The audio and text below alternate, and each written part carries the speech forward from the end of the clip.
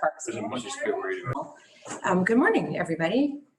I will call our special committee of the whole meeting to order for 9 o'clock on Monday, August 17th, and recognize that we are conducting our business today in Tla-o-qui-aht territory, and as well that we are recording today's committee of the whole meeting, special committee of the whole meeting, and that'll be posted on the district's YouTube channel.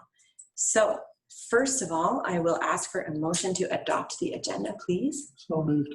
Thank you, Councillor McMaster, seconded by Councillor Steer. All in favor? Thank you. That's everyone. Motion is carried. And we have the opportunity for public comment, and we do have somebody who has signed up to make a comment, which is fantastic. So we've got Sophie, and I think Elise is in control of the good morning down there. There you go. Okay, so Sophie, you have 2 minutes. Please go ahead. All right, so I was reading the how to qualify for those new unit for the Tofino Housing Corporation building, and it did concern me a little bit. So first of the fact was that you can't own real estate.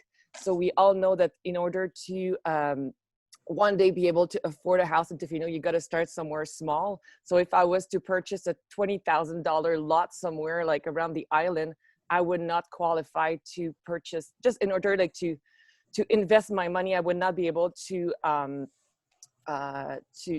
rent those units. Though someone with a $1.5 million house in Tofino could sell their house, have $1.5 million in their bank account, and still make under the threshold and be able to rent one of those units. What I would like to see is that you check all the assets instead of just checking real estate, because real estate is not a sign of how much money you own. It's just it could be just an investment as another bank account could be. Also, as a self-employed person working extremely full-time in Tofino, I don't qualify for those units, as I can see in the sorry, my English is bad in the morning. So as in the qualify, I can't find the word. Anyhow, I don't qualify. So I would like to have more clarification on that. Also, I see that a lot of friends are making just a little bit above of the threshold to be able to qualify. They're not making much money. They work in Tofino. They can't afford a house in Tofino, can't find rental, and those families are gonna quit Tofino soon. So I was wondering if that threshold was a bit too low for Tofino, actually. So 3 points. First point is the real estate fact. It doesn't mean, not because I own a $30,000 lot in the Magdalene Islands and the Maritimes, that I can qualify to find rent in Tofino or to buy a house in Tofino. Self-employed people are put aside in that.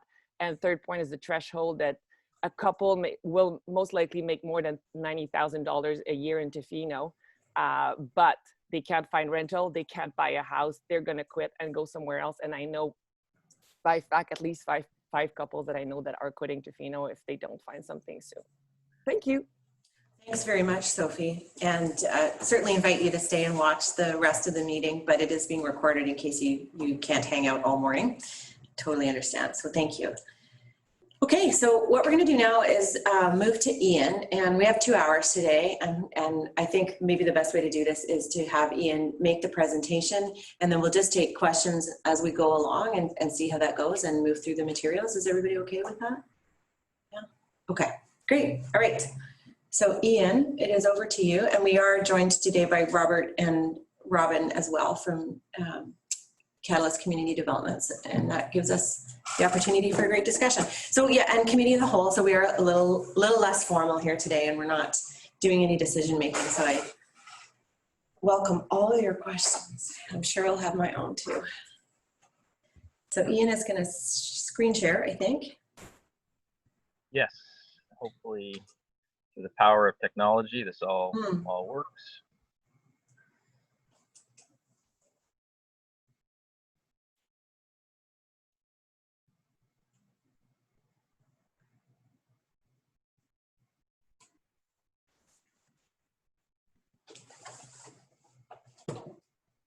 Great.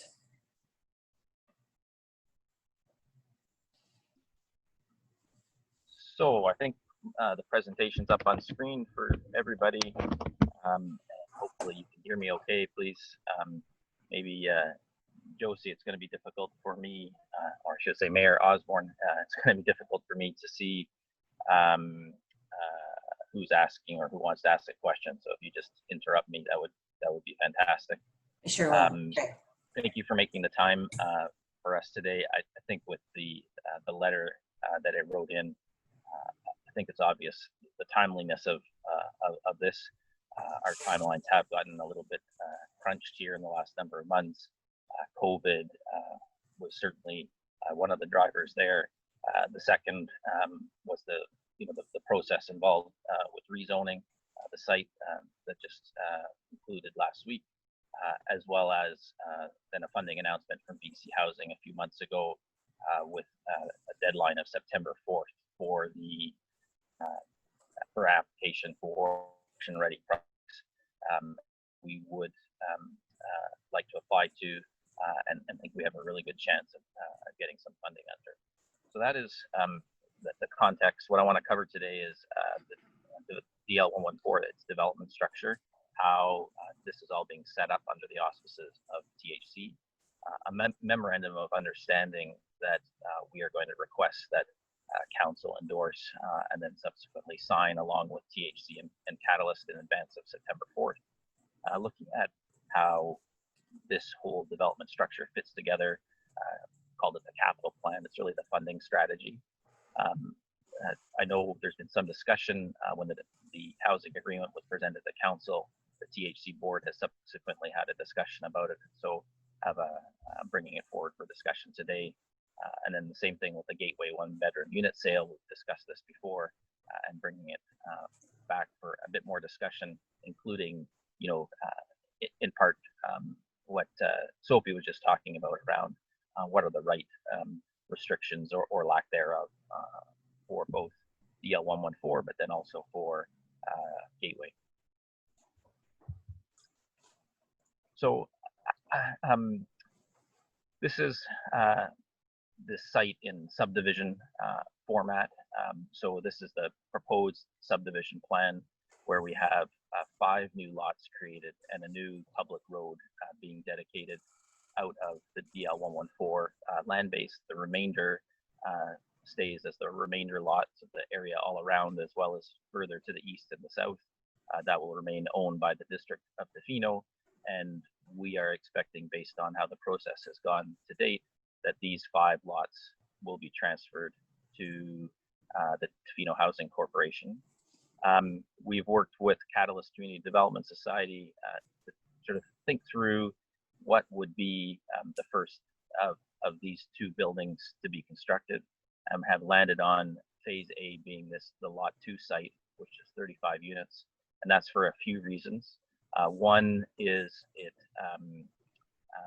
has the bike parking for both buildings built within it. So if it's built right from the outset, that has, it gets that opportunity. The second, and I'm going to switch to the next slide, is the existing trail that comes from the community hall and goes towards the Tonquin Beach Trail, runs through the lot 1 site. So one of the advantages of building lot 2 first, it gives us time then to relocate this trail at kind of the right time of year. And then the third reason is the parking for lot 2. Some of it is on the lot 1 site, but it will be very easy to build that sort of in a temporary way and not interfere with construction of lot 1. So those are a number of different reasons why this has been chosen as the first of the 2 buildings. Catalyst has communicated quite clearly to the Tofino Housing Corporation board that we do, and I think we all see a pretty deep demand for rental housing, but at the same time, bringing 72 units of rental housing on board all at once, trying to rent out within a month or 2-month period, 72 units. That's a lot of units to bring on board at once. And so the plan is to step through them. So do lot 2 first. If through that rental process for lot 2, as you're getting nearer to the end of that construction, shows that the demand is really deep, then lot 1 can go ahead, provided we have the funding and the sort of development strategy in place. If not, if it's just a little bit of a softer uptake, or it's not quite as deep, and or we don't have the funding in place, then lot 1, would sit for a while until we develop it. But I fully expect, that it's if it's not right away, it's within at least a few years following it. So in terms of the development structure, THC becomes the landowner for the 2 apartment sites. We lease the land just like on Sharp Road to Catalyst. We execute that lease when the type of development and likely funding is confirmed. So as we go through here, you'll see what really this whole strategy is predicated on, at least at the moment, on getting at least that 1 site funded by BC Housing. So as that happens, we execute the lease along with the development agreement. The development agreement covers the period between when we sign that lease and the development is constructed. The lease is really the document that stays with the land over the long term. And then when we look at the townhouse sites, THC effectively becomes the developer of those lots. Our strategy has us selling one of those lots for market housing, so selling it to a builder more than likely, or maybe a group of families getting together. And then the other 2 duplex sites, we would like them to be built as price restricted resident restricted housing. Exactly what that looks like and when that occurs has yet to be determined, and I'll speak to that a little bit more later. So building off of that, then lot 2, phase A, is developed first, and we're putting in a construction ready application for the September 4th BC Housing Community Housing Fund intake. Lot 1, or phase B, is developed second, and we will be indicating that we're asking for approval during that September 4th intake for phase B, with the acknowledgement that it would only be initiated towards the end of the construction of phase A, provided there's that sort of uptake in people interested in renting. We're not terribly hopeful that we will get the funding for phase B at that September 4th intake, because one of their criteria for a construction ready project is that it would be built within 20 months. And quite clearly that's not the case for phase B. There's also a secondary intake on January 15th, which there may or may not be funding available in January. The reason being, September 4th is the first intake for these construction ready projects. BC Housing has said they have money to fund 3,000 units across the province. So how many projects are ready for and are truly construction ready in September 4th? Much of the funding may be taken up through that intake. And so whether we have a realistic chance of getting that second building funded in January remains to be seen. BC Housing and the BC government have both said that there will be future rounds for the Community Housing Fund. When that occurs, no one knows, but the experience thus far is about a 2-year process. So the first intake was in September 2018. We're now looking at this sort of 2-tiered intake in September 2020 and January 2021. So if they follow the same pattern, maybe we have another intake in 2023. We'd also, really Catalyst will be applying for a CMHC co-investment fund, and I'll speak a little bit more to that later. This is the fund that is supporting the Sharp Road project, and by layering the 2 programs together, there's some advantages to us and Catalyst and really to Tofino, but also frankly to BC, but again, more on that later. And then we've looked at, well, what if we can't, either in this round of funding or if there's no future round of funding with the Community Housing Fund, or alternatively, we look at the rent structure that BC Housing wants for the Community Housing Fund, depending on the bodies that come to us. Maybe that's not the right way to develop phase B. So we've looked at least one alternative scenario, and in the letter I wrote, it was scenario 5 under the Rental Construction Finance Initiative. But we could also potentially look to structure it under just a pure co-investment model. But that would be a sort of a secondary approach. In that approach, the average rents would be higher, but it does look like it's a viable development strategy. And then, as I said, the timing of the duplex lots are to be determined. But at minimum, we need to get phase A going and the road built for access to the sites. So all this then leads to the memorandum of understanding. Why the need for a memorandum of understanding? Well, one of the criteria for getting funding from BC Housing is that the land is secured. And so Catalyst will be the applicant. We need the paperwork and the sort of firm commitment that the land, now that it's been rezoned, is going to be subdivided and transferred to THC. We will be submitting, our plan as well as a draft lease to BC Housing. So we're signing a lease and development agreement with Catalyst, and that lease is a 60-year lease with an opportunity for renewals. THC is retaining an option to purchase, and Catalyst also has a right of first refusal. So in the very unlikely scenario that THC or with our owner, the district, decide we want to sell the land, Catalyst has the right to buy the land before anybody else does. And the other aspect of the MOU is that we're funding the pre-development costs until that development agreement, and lease are in place. If we get into kind of some of the finer details of what the lease starts to and development agreement clarify, is that both parties are putting in some money into the process. The lease is a nominal price of $10, so it's really for free. Catalyst has committed to, for phase A, 82,000, and for phase B, 98,000. THC is 340,000 in phase A, 440. Already contributed through the work, the pre-development work, 263,000 and 292,000. And I say we, by meaning THC in the district, but also recognizing that some of that money has been fundraised by THC, so the Rural Dividend Fund, as well as the CMHC seed funding. So it's not all district and THC resources, and I'll get a little bit more to that later. And then I think to emphasize that when you look at the pro forma or the budgets for that option, that secondary option for phase B, it may be that both parties need to contribute a little bit of additional cash to make the project a go. And Catalyst has said multiple times that they're willing to consider increasing their contribution into phase B, and I think the THC would have that opportunity as well, given our funding.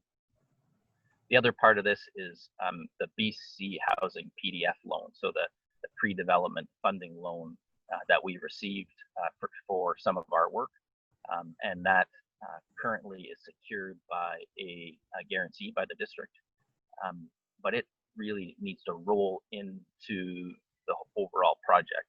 So part of the lease and development agreement is transferring that loan to Catalyst, so that it then is assumed in their takeout debt, so their mortgage at the end of the day.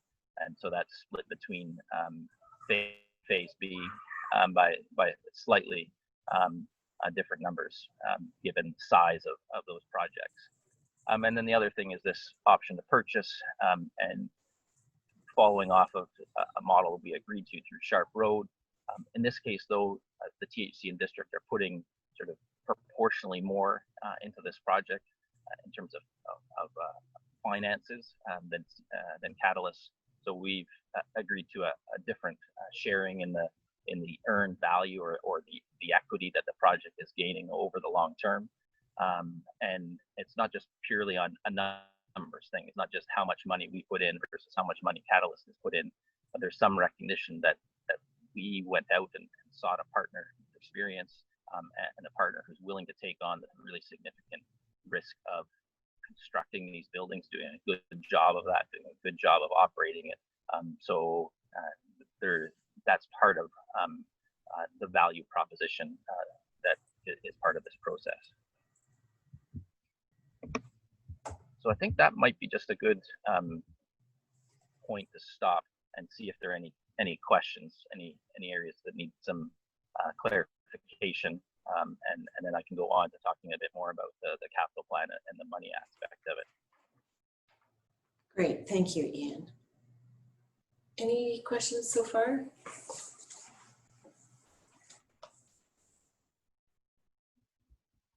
Good. Okay. We're good All right. now? I'm sure some will come up. So onto the capital plan.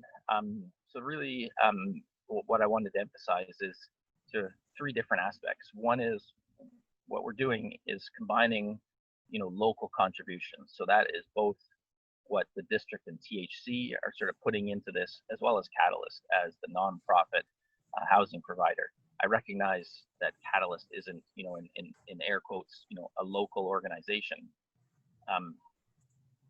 for Tofino, specifically, but in other communities that might be different. So whether it's the Nanaimo Nonprofit Housing Society putting a proposal in front of CMHC or BC Housing, they're that local based nonprofit society providing housing. Such an organization doesn't exist in Tofino, hence starting with THC, hence then THC looking for that partner, a more broadly based regional organization like Catalyst, but effectively they're still providing those local contributions. The other part of the capital plan is the other government support, and so the two target opportunities here are the BC Housing Community Housing Fund, or CHF, and they provide support both in a number of ways. So one is a capital grant, and so it's a one-time contribution once the project is fully approved, and that is and also to emphasize that that's not a one-time thing. So we apply in September. They select, if all goes according to plan, select Catalyst as the project as a funded project, but there's still multiple steps to go through before the project is fully approved, as well as the financing available. Once you get through those multiple stages of approvals, then the capital grant comes into the project as you're getting into construction. So you don't have to borrow money to do the full build. You have a certain amount of money that comes in, and the capital grant for the community housing fund is on a unit basis.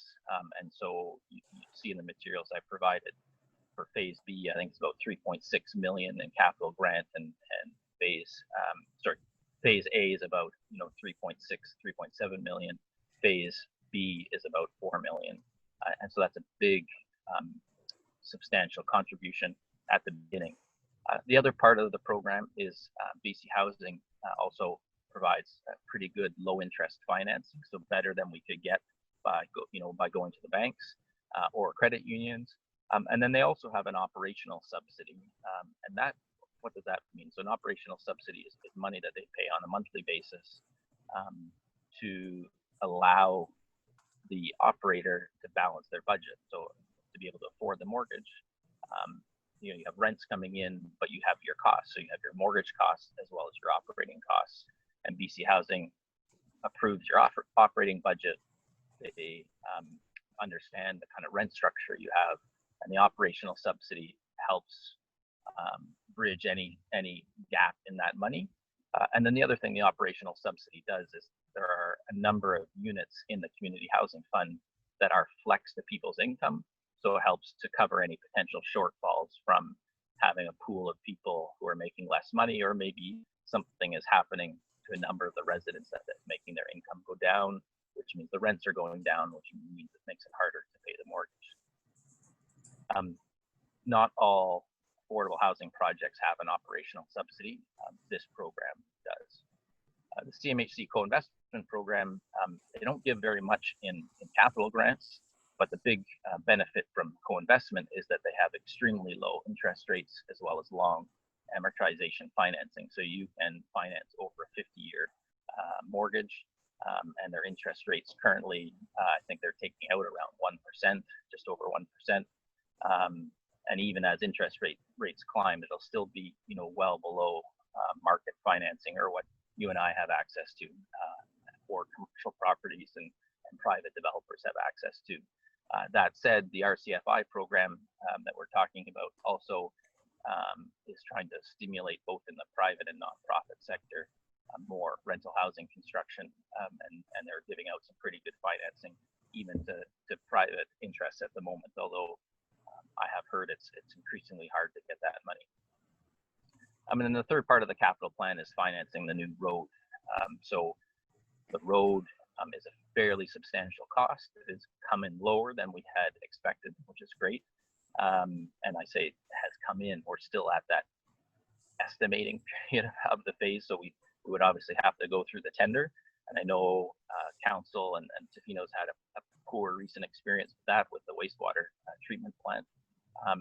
Nonetheless, we're working with a very experienced construction manager, and we also have a tender route right now for Sharp Road, which will help to inform how well we're doing at estimating these costs. So emphasize it's an estimated cost with a decent contingency, but we're splitting and absorbing that cost amongst phase A 40%, phase B 44%, and the duplex lots 16%.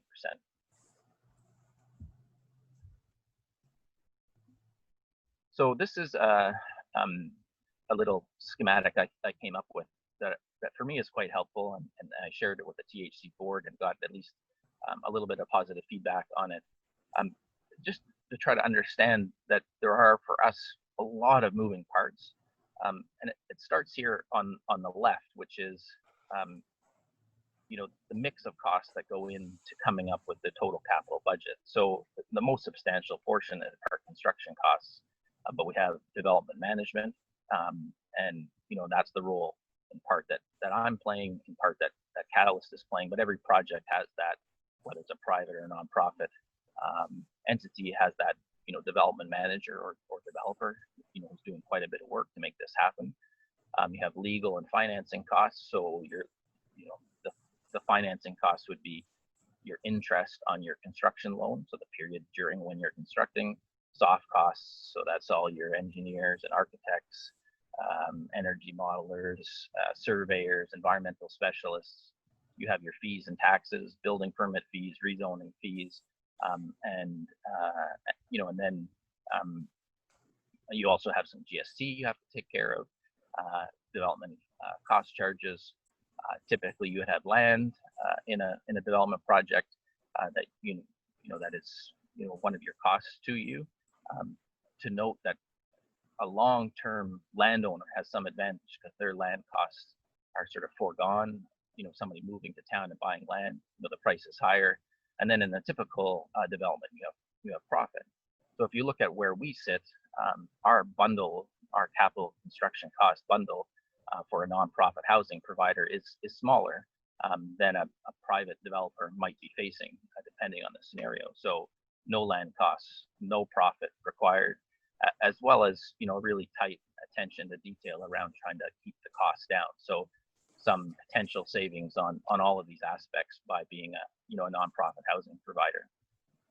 So once you have your capital budget together, then what you're trying to do is nail this sort of this line, and the line between how much of a mortgage you have versus how much you're getting in essentially free money into the project, then determines what kind of outcomes you have. And in terms of an affordable housing rental project, we have this sort of balance between higher and lower rents. So the higher the rents are, the less free money needs to go into the project, and the more free money that goes into the project, the lower the rents can be. So the CHF program has on average pretty low rent structure, but it also has a very substantial provincial capital contribution. But there are other factors that will affect your rent. So the shorter the amortization period, the higher the rents are going to have to be, etc. So if we dig into just a couple factors that I've talked about now, the lower the interest rates are, the lower you can keep your rents. The other strategy as well is to shorten your amortization. So if you have really low interest financing, the pro forma, the budget may work in such a way that maybe you don't go with a 50-year amortization. Maybe you drop that down to 45 or 40 years, so that when you go to refinance in 10 years, which is what is required, and the interest rates have changed, the numbers still all work together. The other implication, of course, is that as interest rates go up, what it means is you might need more free money or local or federal contributions. The other way to deal with rising interest rates is to raise your rents. So there are all these factors that come together. When you look at the numbers as Catalyst has presented them based on the estimates, we're sitting at, in this kind of middle box, at $336 per square foot.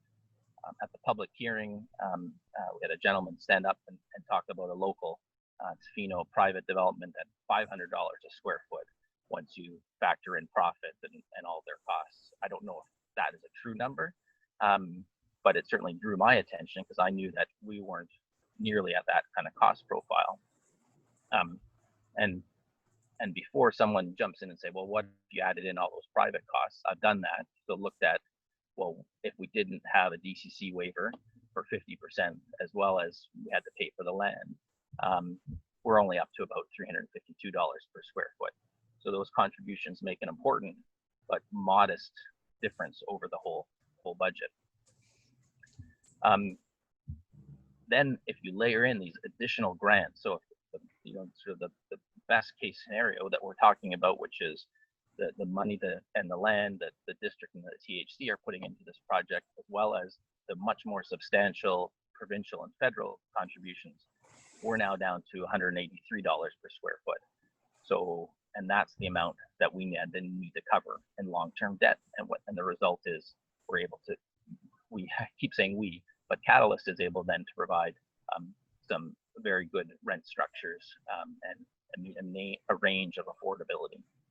So that is really the big difference between a private versus a nonprofit and government-supported approach to delivering affordable housing. So as this slide is a very busy slide, and so I don't want you to pay too much attention to it. I've got a simpler version, but this is the details, and what we see in here are, how the funding, how we're allocating it to the different components, where the rural dividend money has gone. We've had district reserves and MRDT funding, and then to that 340 and 440 number, we need to contribute some more money, and that is shown here. One thing I just wanted to note is that we're not counting every single dollar that we've spent to date for a number of reasons. One is we did quite a bit of work at the beginning around choosing and structuring, how this development would work on DL 114. So there were some early costs that are just not reasonable to hold in the project budget, as well as we did have the partnership with the Tofino Bible Fellowship, and we're spending some money on an option and a partnership that we determined at a certain point wasn't the right pathway forward, and I think that choice has proven to be a good one, in particular when you look at how the funding has evolved, and the fact that at this point we're not sure whether we can get funding for both sites immediately, and so I think that while that was a difficult decision because the Bible Fellowship were a good partner, I think for this first phase, what's the right choice. So if we just simplify that table a little bit, we see on the top row the different levels of contributions. The development cost charge waiver, the 50% waiver gets layered in. Catalyst equity contributions, and then so this is what the local contributions are on the top slide, and then the bottom slide are the money that could come in from BC Housing and co-investment. If we use co-investment, we effectively do not need a subsidy to achieve the goals of the Community Housing Fund program. If we don't get co-investment money, then the subsidy is up about $300 per month. I think that still meets that sort of criteria that BC Housing is looking for, which is a limited subsidy. But it certainly is better for everybody if we get the co-investment layered in. Again, to emphasize option B, that would be a non-BC Housing, maybe co-investment, but certainly not BC Housing with those substantial capital grants. It does mean a slightly higher rent profile, but maybe that's meeting the right need, depending on how things evolve. And then, there's a likelihood that we need to increase our combined contributions. I've put the development cost charge waiver as to be determined, because with that higher rent structure, I'm not sure we fully meet the development cost charge bylaw and the definition of affordable housing. And so what percent of that, of those rents will be waived, that still needs to be determined. And then just to talk very briefly on the duplex lots. Right now, I'm showing a $220,000 contribution. So that's some money we've already spent, and that would then be also the road share portion. The degree to which we decide to pass that cost on to buyers is a choice that the Tofino Housing Corporation, that THC, will have to make as we go forward. Again, another slide with a lot of information, but what I wanted to do is, just point out a few key things. And this is produced by Catalyst. This is their summary of a number of the key factors and looking at different scenarios and how the project might develop. So this is a both building pro forma. So when we say a $20.5 million project, it does kind of depend, because it depends a little bit on the financing and the interest rates and how much money you're spending through the construction phase on financing. But also, we've been quite upfront. I think that this scenario is probably not the most likely. It could follow through, but not the most likely. And I think a key factor in this is looking at, so if it's only the BC Housing Community Housing Fund, we have no money coming in from co-investment, or also BC Housing slightly higher interest and shorter amortization, which requires then a subsidy of about $230,000 to $240,000 a year. If you layer in the co-investment, the subsidy disappears. You do get a small grant coming in, but it's really that better interest rate financing that makes the difference. And you can see right here, this line, with how big a difference that interest rates and amortization have, which is, to get rid of the subsidy, we would need to put in another $3.8 million, or we layer in only $200,000 of money, but better interest rates, and we can get that yearly contribution down to zero. So that, again, that's that sort of balancing, act between all these different factors. If we look at the more likely scenario, which is the north building or phase A gets funded, if it's just BC Housing, we're up to about a $287 per month, or now remember, we're not talking about 72 units, we're only talking 35 units, $120,000 a year subsidy. If we layer in co-investment, we're just about down to a zero subsidy. This subsidy, again, it's early days in the, without knowing specific numbers. So at the end of the day, it might disappear, or it might just be a small operating subsidy, given the fact that we have those rents that are flexing to income. And again, I'll talk a little bit more about the specifics of the program later, but that is the reality. If we move over now, thinking about the south building, there's two scenarios presented here. One is the co-investment and CHF layered in together, either right away or in the future. So we're down to a zero subsidy if that occurs.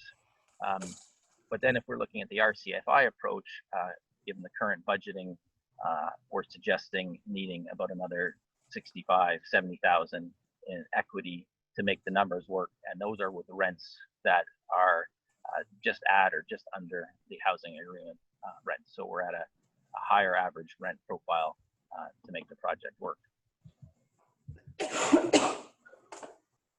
So we've covered the sort of where the money's coming from. The other element, the third item on my capital plan introductory slide, was the road, and so how to share the road costs of estimated at $892,500 And so it's 44% to phase B or lot 1, 40% to phase A or lot 2, and then 16% to the duplex lots. And really what that means specifically is that more project funding is covering that $357,000 cost, so funding or loans, the combination.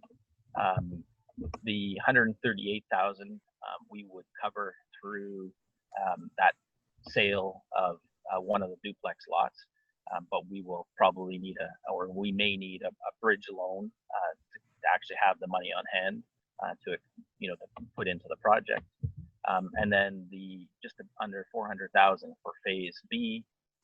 The strategy we have is a 50% loan, 50% cash. I've had preliminary discussions with BC Housing around adding in some PDF loan to cover the road costs, and at least in a preliminary way, they were amenable to that. Whether, as we get into more detailed discussions, they stay amenable to it remains to be seen. So given that, we have our base strategy as well as some contingencies. So the cash component would be a combo of some of the MRDT money that we are still, that the district is still passing on to to THC, as well as the proceeds from Gateway, and then this loan number, the BC Housing or other loan. The duplex lot sale is here, and that gets us the $535,000 we need for phase B, as well as the duplex, our share of that road cost that'll be built simultaneously with the construction of phase A. And then if we can't quite or can't convince BC Housing or someone else to loan us this money backed by the title to that lot, then these are the different contingencies that we have at play. Maybe and including maybe we make a little bit more money on our duplex lot sale than we thought, but also we have additional MRDT money coming through 2021 and 2022. In our contingencies, there is some possibility we have to come to the district and ask for, at least a temporary loan guarantee. But again, all this will play out as the time goes on. Having the land, though, creates a lot of different options for THC in terms of being able to try to make loans work. So my next slide goes on to the next kind of component. So I would like to stop there and take any questions on the overall memorandum of understanding, capital plan, how this project fits together between the different parties. Great, thanks, Ian. Right, so before we switch to a slightly different topic around qualified tenants, I think this is a good point to just pause and see how everyone is doing with respect to, that's a lot of numbers and information, but it's the kind of detail that I think was really important to be able to present and just explain the structure and the phased approach and just kind of how all these different components put together. And what I'm hoping for those of you who are not on the THC board is to also see is just how much work must have gone into this to get to this point and to be able to present these tables. And so it is no small feat, that is for sure. But it is a lot of information. So yeah, anything that's bubbling up right now, or any part you want to go back and just look at again, repeat, that's also completely okay. I have Yeah, a couple questions on the, I have a lot of notes, but first and foremost is the land valuation, like for the Gateway project, you've got it at $175,000, is that right? That's the sale price, proposed sale price. Sale price. So, and I noticed that you're in the documents, the whole thing, I read that it was evaluated at about $250, I think, from several years ago. Mm-hmm. Now, present market rates for those units, I would suspect, would be above $400,000 in this market, probably even more. So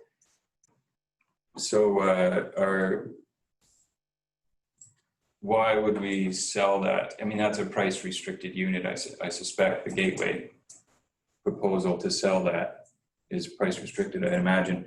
But why 175 if the market rate now is so much higher? Okay, thanks. Good question. Yeah, okay, Ian's got a slide up here too, and I know this is going to come up later this morning as well, but you've noticed it right now, so let's address it. Go ahead, Ian. Yeah, so just there's ins and outs and a few different things there in that question. So the first is it is quite a small unit, so it's not it's smaller than all the other units that are there. It was valued through BC assessment at 260,000 in 2020. So that's the most recent assessment. So that ostensibly is the market price. Another way to get the market price would be to to do an appraisal. The other option that some organizations use to determine the market price is to get multiple real estate agents to come in and give you their assessment of what the market price would be. It is challenging though for this unit to have a true market price because it's one of maybe 2 or 3 units in the community that is such a unit. I think it's probably unique in it being the only townhouse under 500 square feet for sale in Tofino. So what is that market price? I didn't realize it was so small, actually. Yeah, and so what the sale price is $195,000. I've conservatively said that the proceeds are $175,000. So by the time I think it'll end up being more, but by the time there's the various lawyer fees and transaction costs related to it, the proceeds are 175. I think frankly it'll be a little bit more than that, but just sort of conservatively, that was my approach. So that's how those two things fit together. We're recommending a sale price of $195,000, which is about a 25% discount to market. The experience has shown in other communities that a price restricted sort of a sub-market is not effective unless there's a fairly decent discount to market prices. If it's much less than 20%, if market prices stabilize or even start to drop, the gap between those two markets get really tight and can really interfere with the viability of the price restricted model. And there's a local example of that in Tla-o-qui-aht where there were some price restricted units or perpetual housing, they were calling it. The market price dropped. The people in those units were struggling to then sell them because somebody could come along and buy, I don't know the numbers, but let's just say they could buy the unit for $250,000 in a restricted model or $270,000 in an unrestricted model. And so the attractiveness of getting into that sub-market was quite challenging. So that's the strategy we used with Sea Otter as well as this. And that'll be the same thinking that we will go through with respect to the duplex lots is, can we deliver it at that 20% plus below market so that over time the owners aren't taking on significant risk and we have a robust price restricted market. Yeah, you know what, I didn't realize it was such a small unit. Like I know the other units are quite a lot more expensive, so Right. That confused me. And does it also make sense about the reason why it has to be discounted enough to be a gap between? No, yeah. I'm okay with that. Yeah, great. I found the number initially when I said, okay, wait, 175 is just really low. Glad you asked. Thank you. I had a question if with the duplex lots, if short-term rentals are addressed in terms of not allowing them. That's correct. Yeah, okay. I think I've heard that before, but Thanks. Thank you, Ian. I appreciate the amount of effort that goes into a presentation like this and for some of the clarity around the financial issues. As I'm sure you're aware, when you're immersed in those numbers, it's a little more clear for those of us that are seeing it fresh. It can be somewhat overwhelming in terms of the understanding and to process that amount of information. But I do thank you for the effort today. I just had one question around and it was just a personal interest in is the value of that land, and in this case would be a 60-year lease, is the value of the land, what in essence is a contribution from the district, is that given a value? I know that that I've seen, and I'm wondering if that is, it just, for me, it just helps me to clarify the kind of contributions that the district is bringing to the table.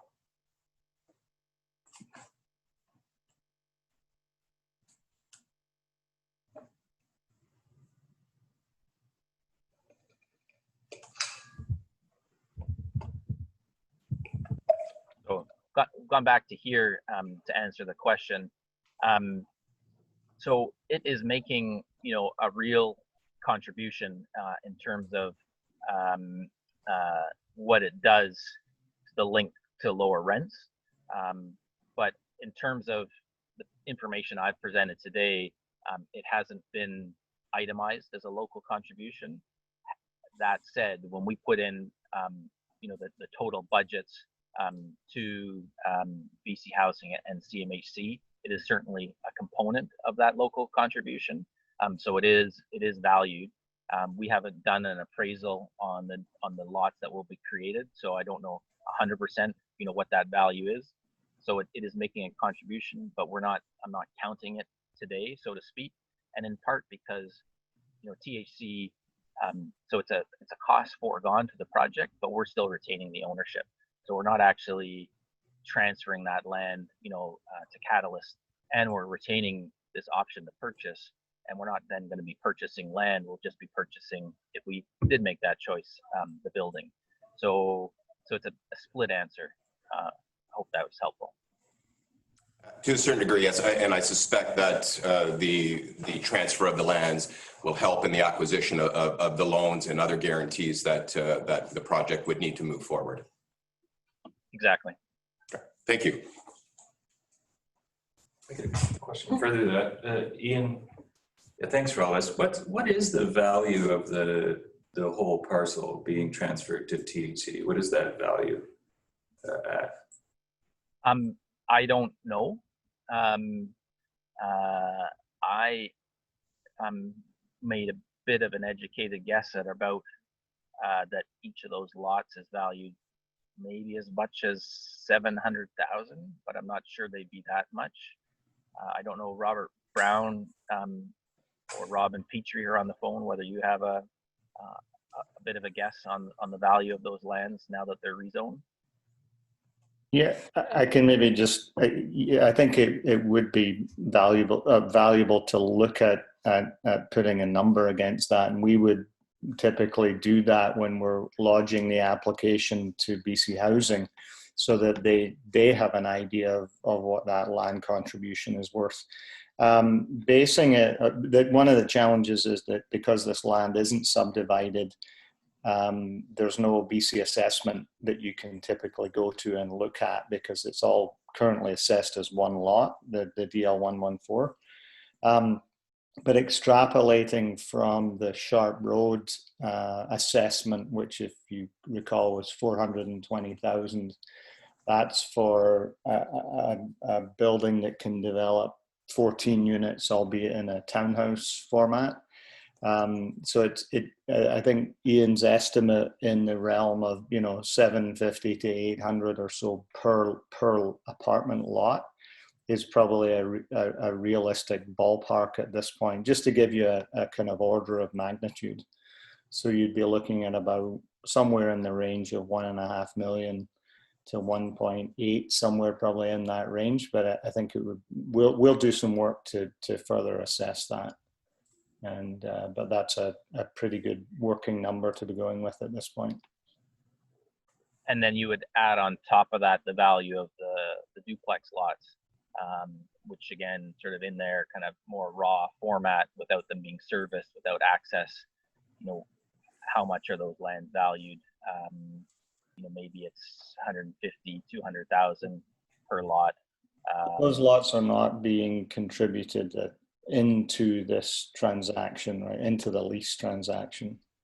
So, no, but in terms of the actual value that's being transferred by the district to THC, with those five lots being transferred. So is it in the ballpark of you know, let's say 1.5 to $2 million in land value now that the rezoning is complete? Thanks.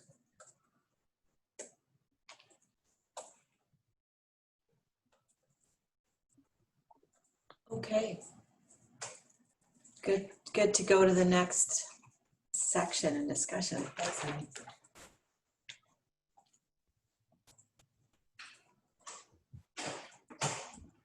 So housing agreement, I've thrown up a bunch of words on the slide, but I'm not going to go through it this way. And I did attach to the letter the full housing agreements, and you've seen them in your agenda packages before. But this has certainly been and we heard from a member of the public early in this, today around how to get the sort of restrictions right. And there's not a uniform approach to how to manage restrictions when it comes to any of these things. And you go from a place like Whistler that has very open restrictions. Really, they're trying to house people that are working in their community. To other examples where there's a pretty low income threshold for certain units, and eligibility. You have to step through a number of different eligibility criteria. And so, the THC board has had numerous discussions around, well, what is the right mix? This is effectively the same set of criteria that we applied at Sharp Road.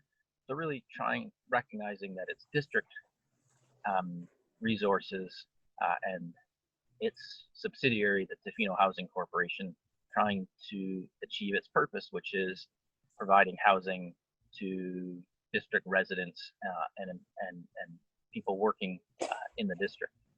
And so recognizing, though, that the housing is not great here, and there may be people who are trying to work in Tofino who don't actually currently live in Tofino.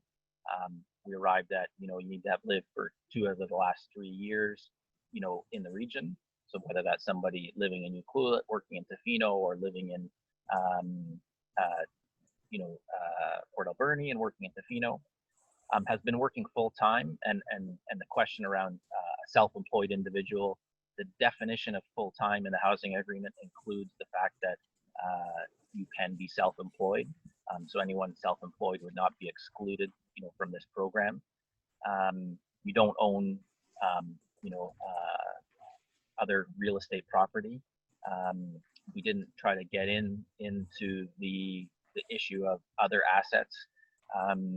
It becomes a bit of a rabbit hole, the deeper you get into those kind of things. And then what is the annual income that would allow you to qualify for these different units?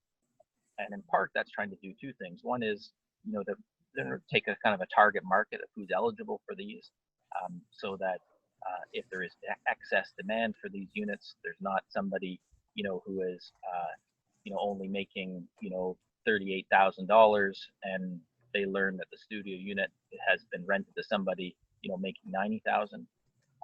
So that's part of what this is about. And certainly, I think there's always an opportunity to loosen these restrictions, as we go through time. And then the income threshold is partly linked to, to what the incomes are. So, and a little bit more than 30%, so more like 35, 40%. So at $925 studio rental, somebody who's making, $42,000 down to about 35 or so, can afford that in terms of that 30% number. And we allow both of these things to grow over time based on the Nanaimo housing income limits, so the change in those numbers. And we use Nanaimo because it's a pretty robust economy, and the kind of change in the Nanaimo market we felt is going to reflect a little bit better what's happening in Tofino compared to, say, using Port Alberni. The other thing that I think to clarify is that those are the base requirements. So that is the top line of this slide, which is the qualified person or the priority 1. So those are the people that would qualify first.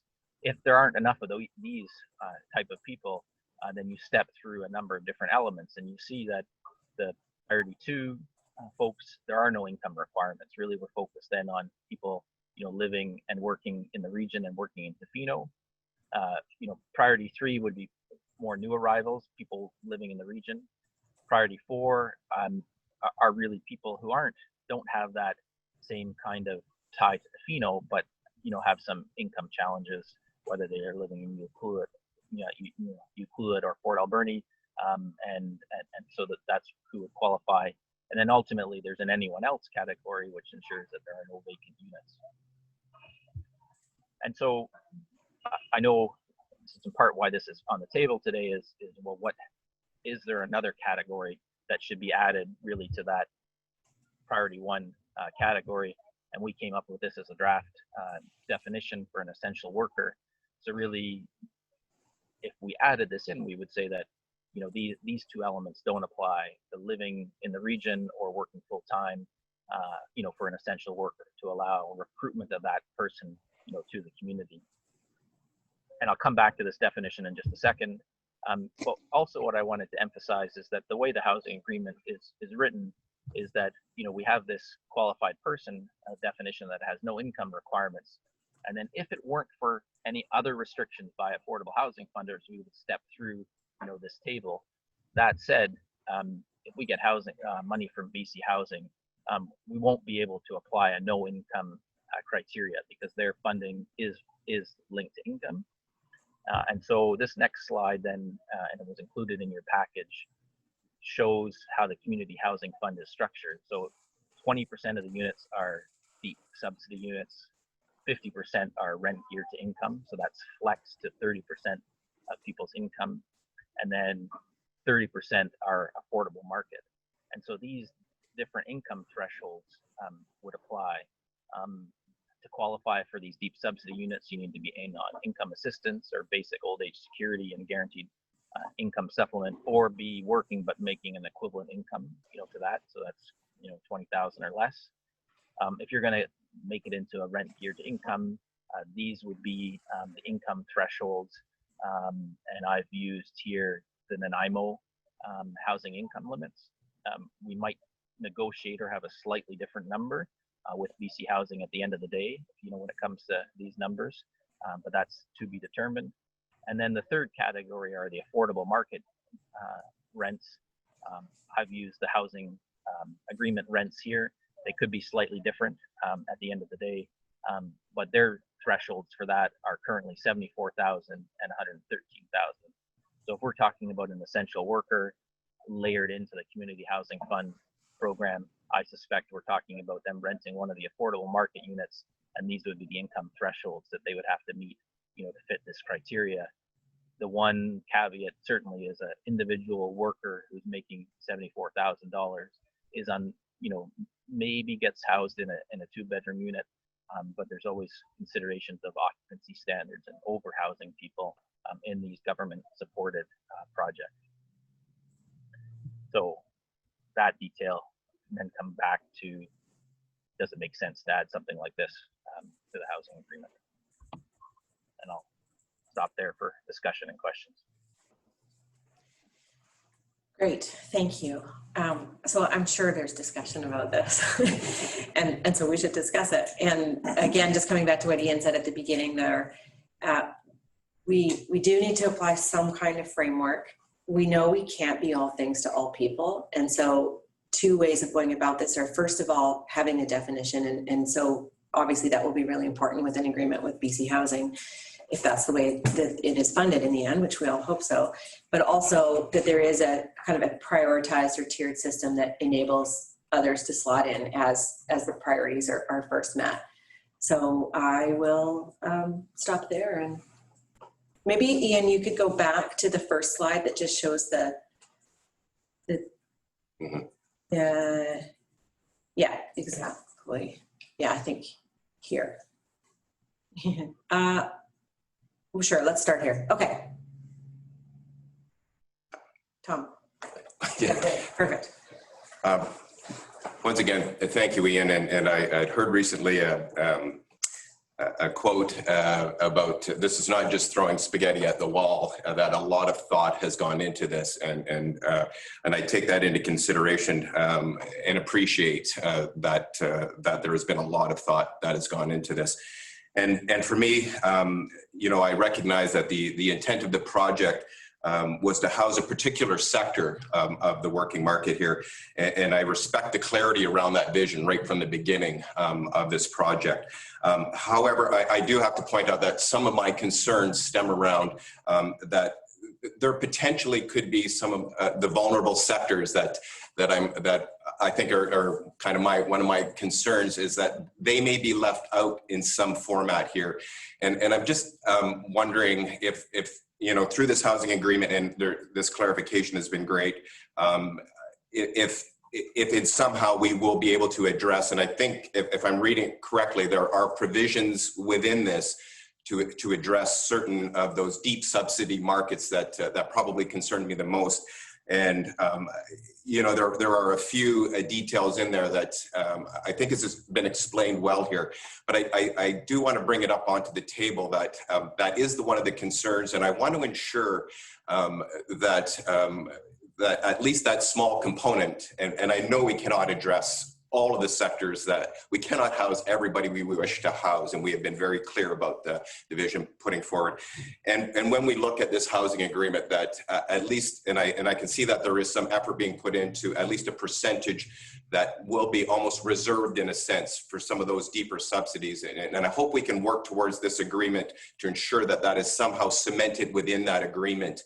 It would make me, it would help to alleviate some of the concerns that I may have, and which I very much appreciate has been attempted so far.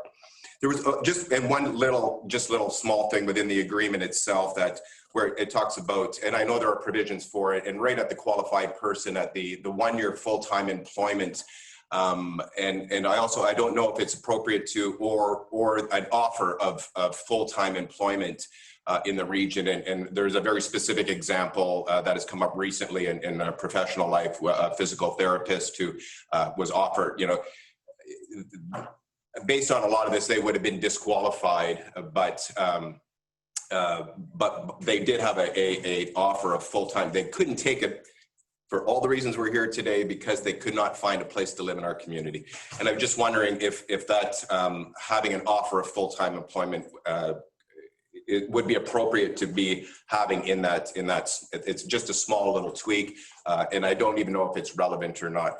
So that was just the two small things that I had brought forward in there. There are a few other things that I think through the clarification of your presentation and my understanding, I am comfortable with many of the aspects of this. I will have some questions later, and I don't know if you'll be addressing them, around the selection process. And initially there was what I saw was a randomized lottery system, and I suspect probably you'll be addressing maybe that component a little later, and so I'll reserve my questions if in fact you are going to be discussing how the selection process will take place.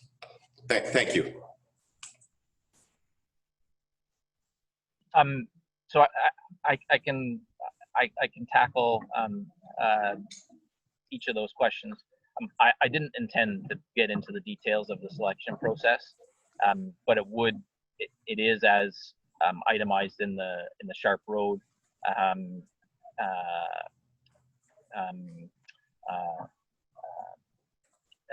lease information with Catalyst.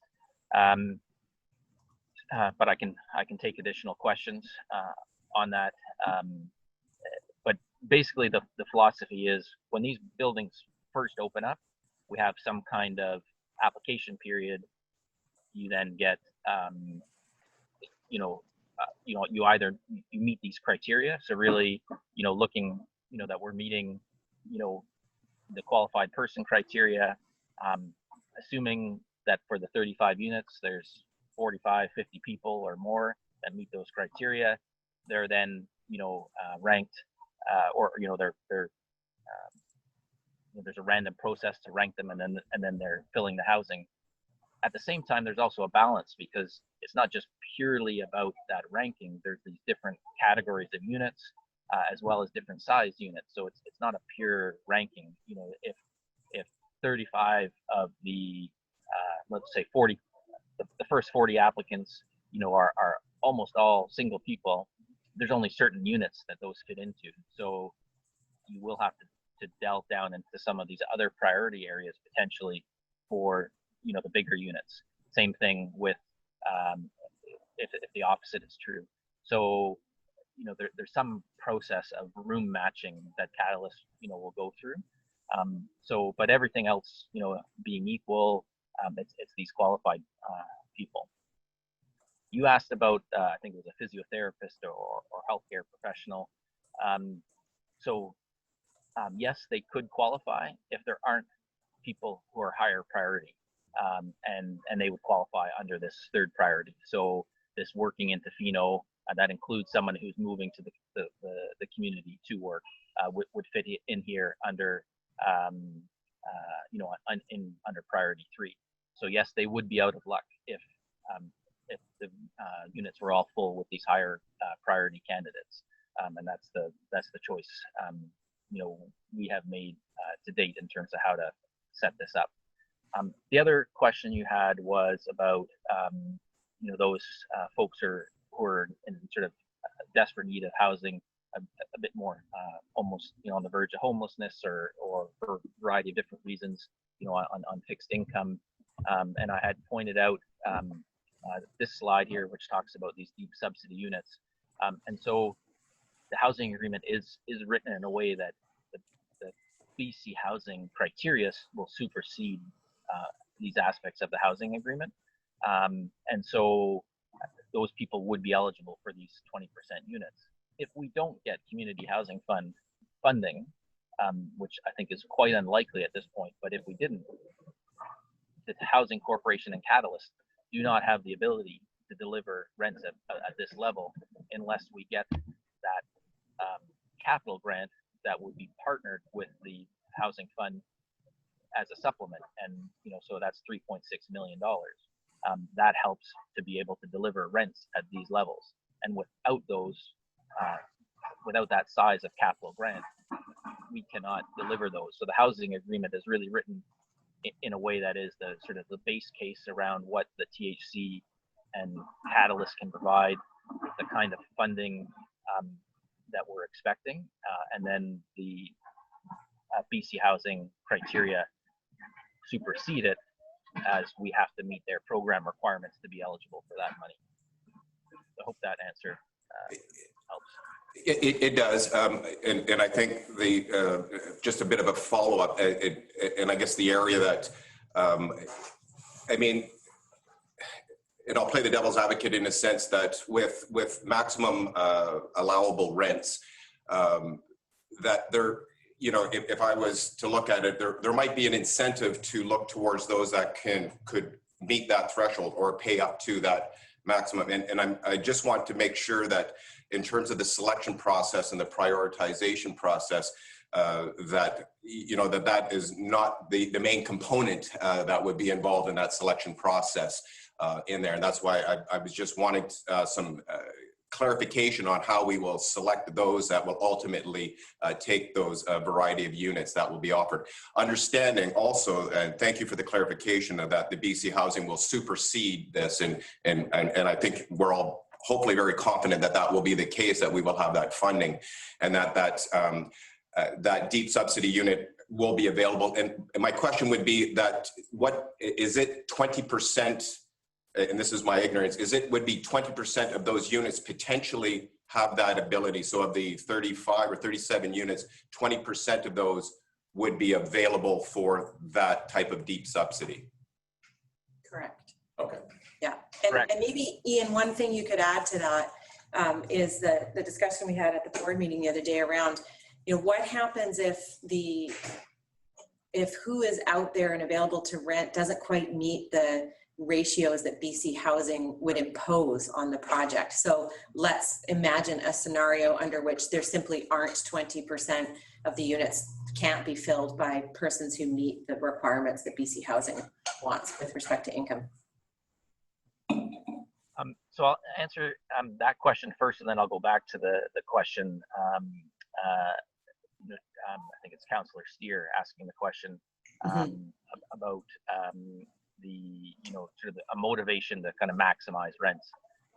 So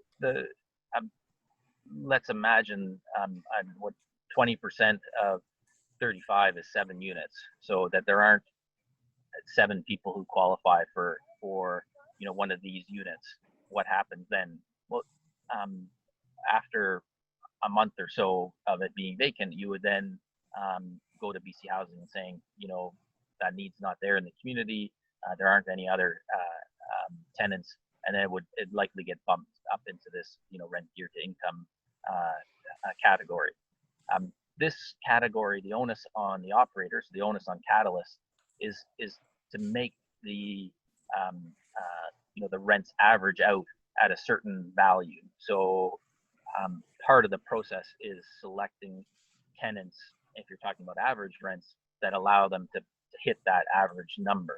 So so there is some onus on the operator not to just select tenants who are at the lower income of that spectrum, or the opposite.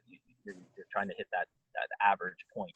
And again, these are just sort of draft numbers, but once the agreement is in place, you're trying to nail that average as you select. So if it's 35 units, I guess that's 16 or 17 of the units. And then the affordable market rents, there will be an agreement with BC Housing as to what exactly those rents are, and that is and then that is what is the number that you rent at. And each year the expectation is that those rents grow with the allowable increase under the Residential Tenancy Act. So there's an agreed to number, and that agreed to number is based on covering the debt as well as covering your operating costs. BC Housing approves an operating budget every year, and they have a criteria for what can happen with operating surpluses. You're allowed an operating reserve. You require a contribution to a capital reserve. So there's a number of kind of checks and balances on there. And the same thing would go in a situation where we're not under BC Housing, which is that Catalyst's effort and THC's effort is to deliver rents at the right level. But if there are operational surpluses, both parties have an opportunity to take out their financial contributions, and this is governed by the lease. We have an opportunity to take out our financial contributions or buy down the rents. So under a scenario where the operations are going well, and there are operational surpluses, the THC can say, well, we want to try to lower some of these rents because we understand in the community that the 2-bedroom price is a real struggle, or the 1-bedroom price is a real struggle. We're going to keep our money in the project and buy down those rents.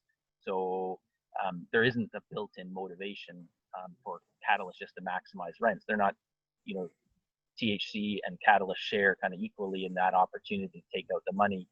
And then also, I think, if you look around at all of Catalyst projects, they're routinely delivering rents below the agreement number that's with the local government or whoever, because that is their mission. They are, an organization trying to meet this housing need.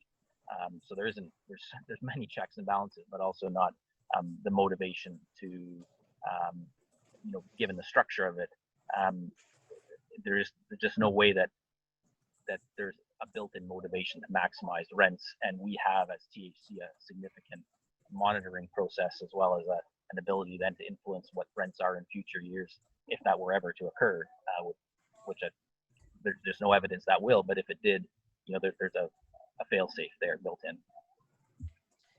Thank you, Ian. I really appreciate that clarification. And my understanding of the operational surplus is that it can go in one of two ways, that operational surplus could be used to lower rents and as you described in whatever particular category that may be, or it could also be used, that operational surplus, that equity could be taken out to for other projects in the same format of an affordable housing nature. That would be the two components that operational surplus could be used for, is my understanding. And I just had a quick question. Sorry to dominate this, but we talked about if the need, for example, if we couldn't find the 20% number, if there just wasn't enough applicants in that category, what if there was an oversubscription into that? I assume that the 20% then would be the 20% and you would move on. That would be obvious. Correct. Yeah, okay, yep. Thank you. Thanks. I do want to just emphasize 2 points that Ian and this discussion has brought up, because I think it's important. And I think this is maybe one of the places where we've had some misunderstanding in the public too. And first of all is that BC Housing doesn't want us to fail.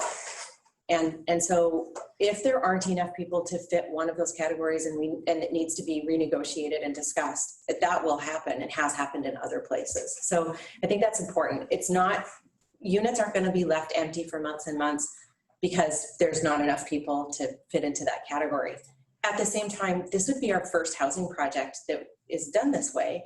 And so a lot is going to be learned. And so coming right back to the beginning of today's discussion, when Ian was explaining how there's some informed reluctance to not build both buildings at once. And part of that is to see what is out there. And we have a housing needs assessment that is some years old now and wasn't perfect in the first place by any means. And so we need to learn as we're doing it. The second point is just to make that distinction between public and private housing, and to say that everything Ian has explained here with from Catalyst's mission as a nonprofit developer to the lease with the THC, which is a municipal corporation that is owned and then eventually governed by this council, that there are the checks and balances in here to make sure that this isn't a profit incentive. And that's not to say that there's a problem with a profit incentive or that there's a problem with private market rentals. There's a need for that, and there are plenty of people out there who can't afford those. But there is a need that is not being met in our community because the private market with today's land prices and development costs just can't meet, they just could not meet those rents.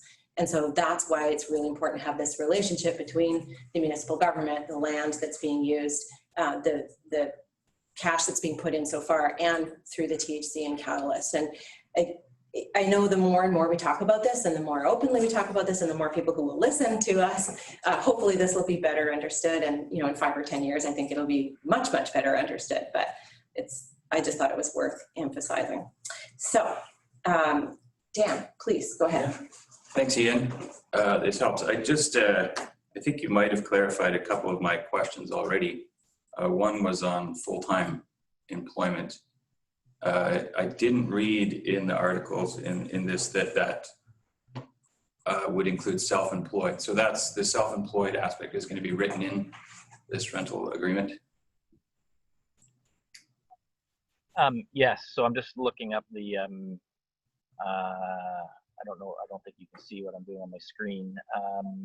So the definition of full-time, and we did a relatively loose or I'd say forgiving definition, thinking about some of the seasonality of employment in Tofino. So full-time, as per the housing agreement, means an average of at least 26 hours per week, year-round. And in the case of self-employment, means employment from which an individual earns at least 90% of his or her annual income. Great. Thanks a lot. That is great to hear. So I have a couple of other notes, and it's basically when I went back and read the 2015 housing assessment, both in the introduction and the conclusion, there was a great emphasis on the most vulnerable, being seniors, retired seniors on fixed income, and low-income families. And so I just wanted to make just another question. I have a bunch of questions, so we'll knock them off one at a time. So seniors, there's some confusion whether retired seniors, the senior, or senior there in priority 1, does that senior designation include retired fixed income seniors? Yes. Okay. The definition does include that. Again, to emphasize that whether that senior can afford to rent will depend by the degree to which we're successful in getting that funding from BC Housing and the federal government. Yeah, that's great. And that's great. And another aspect I wanted to bring up was about families. And I know it's not really mentioned in the housing agreement to differentiate, but I wanted to bring out a couple points. And that is there's no full-time daycare in Tofino. So when I was looking at this requirement to have full-time work, thinking, 36 hours a week, my comment would be that by extent, 26. It is 26, I know, but when I was thinking about it as, the common idea of full-time work being, somewhere around 46, that would exclude a lot of families, especially single parents who are unable to work up to that because it's just impossible because there's no daycare. So, so it's nice to hear that that is down to 26 hours. So it doesn't, you know, unfairly exclude people who cannot work full-time because of children. The other thing I noticed is that there really isn't a differentiation between total income for households if there are children or not children. I know that that's something I think if there's kids involved and that, you know, that's another person living there that's not making a wage necessarily. So it would increase the burden of families. And further to that, I did notice that the total family income doesn't make an exception for a lot of the kids here have to work. And so if a family was to rent a place and their kids were working summertime jobs, I would like to see that any income from minors was not included in total family income, thus excluding a family from being able to meet priority one. So that's one of the things. And I also wanted to point out, there's a bunch of lists, so you can just, you know, I don't know, I'll throw it all out there and you can talk about what you think about it after, is the importance of volunteers in our community. And I know a lot of people choose to work part-time that do a lot of volunteer work, and our community really does rely on a lot of these people to provide a lot of amenities that otherwise we wouldn't have. So I just threw that out there, if there would be an option for possibly including significant volunteer work for people who work part-time and volunteer. No, noting that the volunteer hours are actually not, the full-time hours are quite reasonable. That might mitigate some of my concerns. But there you go, there's a list for you to discuss. Thanks, Ian. Thank you. So I'm not sure what is on your screen. The housing agreement. It is the housing agreement? Yeah, slide 16. Okay. So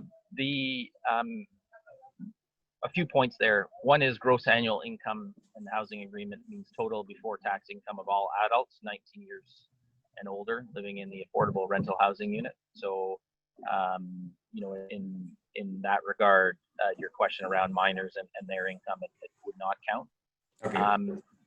The second element is, you know, the challenges of daycare and people who are struggling, you know, to just make everything work in a place like Tofino. I think that's where the value of the, you know, the community housing fund program would come in. Is that, you know, really would be based on, you know, income thresholds, and if they have a lower income, they would either potentially qualify for a deep subsidy unit, you know, if they're on that kind of fixed income or really low income, or then one of those rent geared to income units.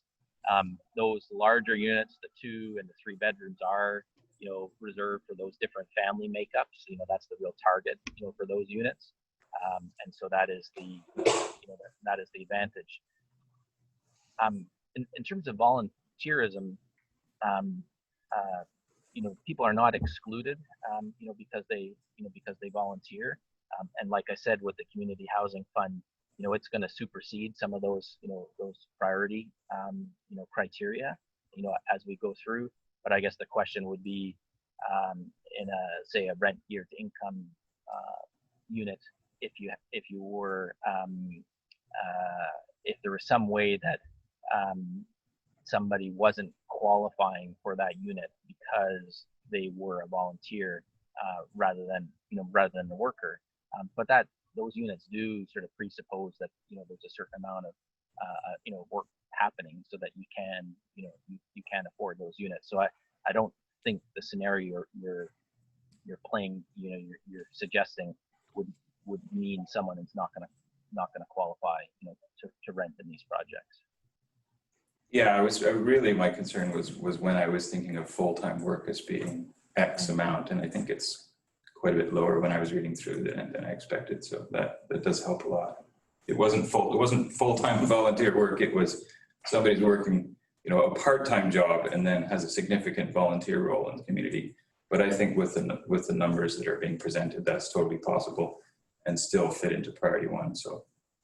Yeah, and I think maybe it'll be interesting to know too, when we had discussions around the housing agreement for both the CR unit that was sold and for Sharp Road, that there were a lot of different scenarios that were put on the table about what if somebody falls ill and they can't work? What if somebody decides to go to school for a while and they leave the area and they come back? And there probably are a lot of different scenarios we can think of. And so what we're trying to do is kind of that best big picture view of what we're trying to meet without getting too much into the details. Because the other thing we realized when we had those discussions at the board table too is the more detailed you get in this, the more you have to administrate and watch it. And so how do you monitor volunteer hours? Is it, do you get extra points because you volunteer more? Well, what if next year you're not volunteering so much? And so the principles are sound, and then the application of that gets very difficult sometimes. So we're trying to balance all of those things. It's a good question.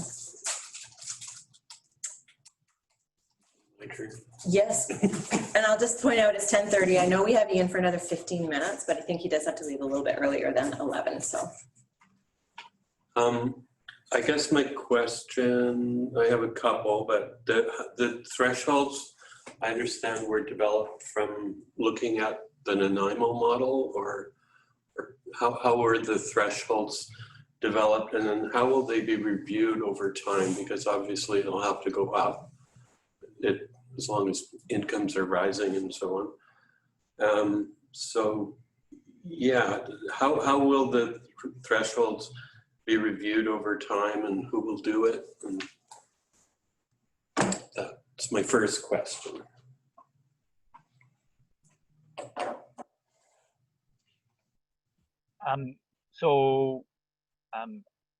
The rents that are here are based on our understanding of the local rental market and trying to deliver housing that is at least 10% below market when it comes to rental prices. And so the Tla-o-qui-aht Biosphere Trust are really the best source of information on that. They monitor every year listings. Of course, listings are only one segment of the market, but it gives a bit of an indication. And so that's how we set the rents as a maximum. Again, emphasizing as a maximum, and then backing out from there. Well, if the price is this, and we're trying to deliver affordable housing, which is typically at 30% of income, well, what kind of incomes then would qualify for those units? Recognizing that in a case if you're renting an affordable market unit, you have a one-time entry point, you qualify, and then from then on in, you're allowed to stay in that unit as long as you want, regardless of what happens to your income. So that's how it was set. And then we have this thing, well, that both the income criteria as well as the rents are allowed to change by the percent of the BC housing income limit based on the NIMO.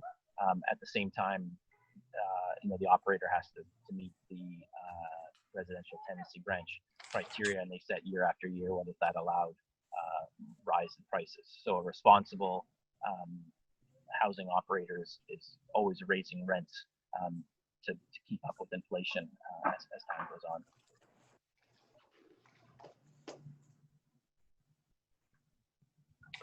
Okay. And this is, I guess, one of those little detail things that you were talking about, but what if somebody owns property or inherits property or something like that that is occupying one of the units? Does that mean they no longer qualify, or they only have to qualify in that initial phase, on any of the criteria? They only have to qualify initially on the affordable market units. How that would play out with the rent geared to income, I'm not sure. I don't know if Robert or Robin would be able to answer that question. But depending on what the scenario is, there may be a process where they eventually are disqualified from being in a rent geared to income unit. But I'm going to punt that question to Robert or Robin. Sure. I think as far as our typical approach is that we do track the income on an annual basis. We have quite a process to go through with that. To Mayor Osborne's comment earlier that we would love it if all of these criteria and all of the, incomes and would rise, systematically every year, and everyone's employment was stable year over year. That's just not the reality. And so what we're trying to do with all of these policies is trying to give a guideline and some criteria and some thresholds that are manageable over time to take into account a huge variety of different personal situations. So on the income testing piece, we do test all of our tenants on an annual basis. But we do, for example, give everyone at least 1 year's grace, because sometimes people's incomes can be high 1 year and then drop for the next year, and then they might go back up. We also work with them, for example, a tenant may, if their income does increase over the threshold, they may be qualified to move from a studio to a 1-bedroom, for example, so their income threshold would go up. I always say that at Catalyst, we're in the business of housing people, not making them homeless. We don't want to be giving people notice unless we can avoid it at all cost. And this housing is geared towards people who need it. So we're trying to play that, or balance those things off. The question of assets, we do test for assets, and there's a maximum asset value going in. We don't typically test annually for assets. So if someone was able to qualify under the income on an ongoing basis, excuse me, and were able to accrue some assets, we personally don't think that they should be disqualified from that housing on that basis. To the earlier speaker, if someone can save money and then move from this housing into an ownership situation, we would think that's a good thing. Now, I hasten to add that at the same time, these are our policies and our approaches. BC Housing has a very detailed operating agreement, and they have their own criteria and rules and requirements that we have to comply with. And so there's that to take into account, and those details will get fleshed out as we get into more detailed discussions with BC Housing. I hope that answers any of the questions. My other question was on the part that was up on another screen with the red at the bottom that was talking about essential workers. Is that something that is going to happen, or something that council needs to approve, or I'm just wondering, is it a question for us?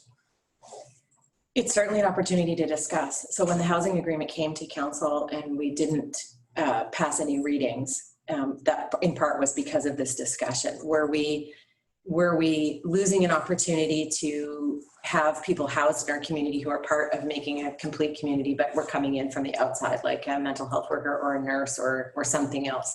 And so the Housing Corporation had a meeting the other day and began discussing this, and by no means is this perfect. Well, we're never going to get it perfect, but this is the draft that we came up with and that we started working with. And so we wanted to bring it forward here so we could get some feedback. Okay, I think I would likely support that for some of the units. Maybe I'm wondering, knowing that this is not employee housing, is it possible for, say, Island Health to secure a unit or something for that influx of need in the summer, and right, and then maybe? Yeah, that's a great question. The whole concept of whether Island Health can lease something or rent it long-term and hold it to be able to, that's a conversation we've had, or I've certainly had with people at Island Health, and their ability to do that is limited. So they do have some units, like they have units in town that that have been bought or are on a long-term lease, but this is a bit of a different situation, especially with the agreement with BC Housing. I don't think BC Housing intent was for institutions or agencies to take out that and then sublet. So there's not a subletting situation here as far as I know. Please correct me if I'm wrong, Robert or Ian. That's correct. Like it's very difficult for us to allocate units to an entity. We have our lease agreements have to be with individuals, and we tend not to get into a kind of lease and sublease structure. It creates a lot of complications, and can one of them being that it can lead to homes being vacant, which is kind of the last thing I think everybody wants. And another nuance from the discussion we had at the Housing Corporation Board meeting that is probably worth mentioning too is that many of these kinds of jobs, not all of them, but many of them would probably put people over the income limits. And so it's not as likely that they would qualify for the units, but there are some circumstances. For example, a single parent with a child or two children might have an Island Health annual salary that actually puts them in the category for being, to qualify for a 1 or 2 bedroom unit. And so it was just an attempt to not lose a particular opportunity that, especially in my opinion, through COVID has arisen as something that's definitely a missing part of the. I think one of the things that sort of I keep not forgetting about, but that whole BC Housing layer of criteria sort of is laid on top of everything, and it's easy to kind of miss that when you're only looking at the Housing Corporation and the Catalyst and the criteria that were developed in all those layers. So that's all I have right now. Thanks, Al. I do, just before we do lose Ian, Ian, do you want to make some comments about the MOU at all? I mean, the MOU is something that will come to council next week, so I want to make sure that if there's any conversation you want to have here now about it, we can do that.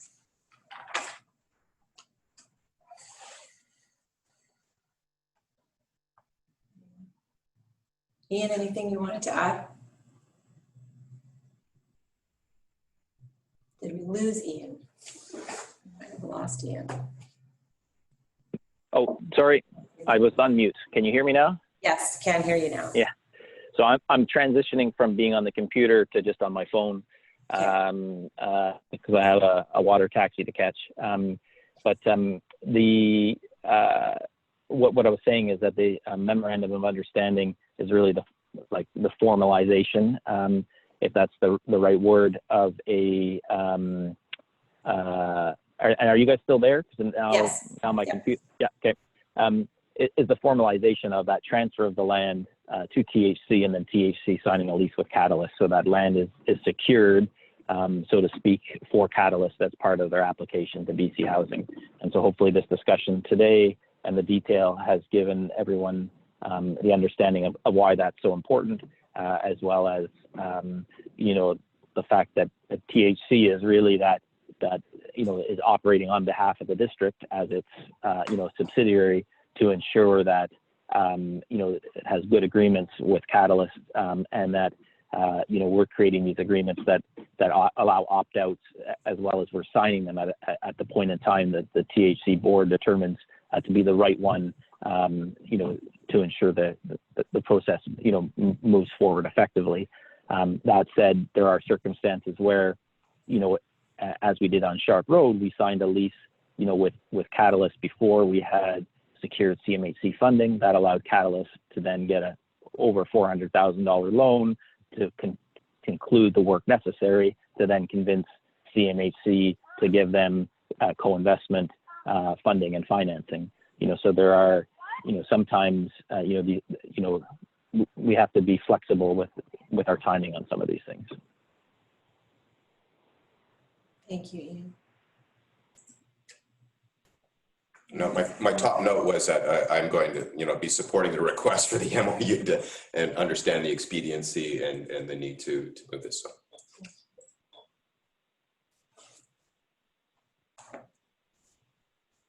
Okay. Councilor McQuaid, did you have any questions? No, not right now. I think that most of them were asked by other counselors and answered by Ian in the explanations. And yeah, I'm great. I'm excited. Okay. Yeah. I had one small comment, but Yeah, it sure. maybe doesn't even need Ian. Just about the full package there. And, Yeah. and I had a note on Article 15, page 41. It was B, and staff and other personnel authorized by the leaser who are required to operate and maintain the building. And this was about giving Catalyst the option or right to rent out units to Catalyst employees. And I just thought there was no, written language on the limits or the extent of that. And I thought that would be something that I'd like to see. Okay, look at that. Thank you. Any last questions before we wrap this up? Okay, was this helpful? Yeah, I just would, while Ian was still there, just wanted to point out that this has been exceptionally helpful, and every single time we have these conversations, it builds better understanding for many of us that come into this process a little later, and it is very new affordable housing initiatives in a small community that we are all gaining a further understanding. So every time we have these conversations, it is helping me fully understand the foundations for what we're doing, how it's being done, and building that relationship with every conversation is becoming better and better. Great. That's definitely the intent of today. So I found it extremely helpful. good. I had some big concerns. I thought just reading through this and hearing Ian was very, very beneficial, encouraging. Great. Thank you for the feedback. And I appreciate everybody's time very much, and as well as your willingness to, this came together quite quickly in terms of finding today as Monday morning as a time slot. So I really appreciate that. So thanks, Bob and Elise. And Ian, Robert, and Robin, thank you very much for being with us today. Thanks for having us. All right. I think that's it. I don't think we have any Q&A. Just give it a second here. If anyone who's still from the public has any questions. I don't think do we have any? We do. Just pop it in the Q&A there, Sophie or Eileen, if you have any questions. And if not, how about a motion to adjourn then? Moved. Thank you, Councillor McMaster, seconded by Councillor Anderson. Now, all in favor? Thank you. Motion carried. Okay, thanks everybody.